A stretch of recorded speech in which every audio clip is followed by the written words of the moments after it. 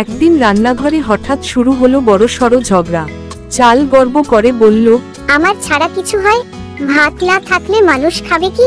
তেল গরম হয়ে উঠল। এই চালের কথাই শুনে বোঝো, আমি না থাকলে কে ভাজবে, কে রান্না করবে?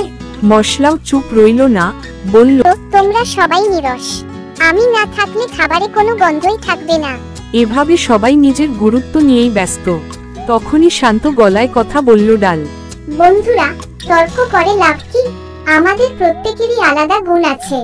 চাল না থাকলে পেট ভরে না, তেল না থাকলে স্বাদ আসে না, মশলা না থাকলে গন্ধ মেলে না, আর আমি না থাকলে পুষ্টি কোথায়?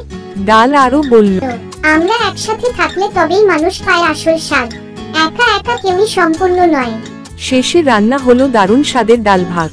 সবাই বুঝলো, একসাথে মেশা মানে হারিয়ে যাওয়া নয়, বরং একে অপরকে পূর্ণ করা। ভালোবাসা ভাগ করলে তা হাজার গুণ বেড়ে যায়। একসাথে থাকলে জীবন হয় সুস্বাদু। গল্পটা যদি ভালো লাগে তাহলে অবশ্যই চ্যানেলটা সাবস্ক্রাইব করবে, লাইক, কমেন্ট এবং শেয়ার করতে ভুলবেন না প্লিজ।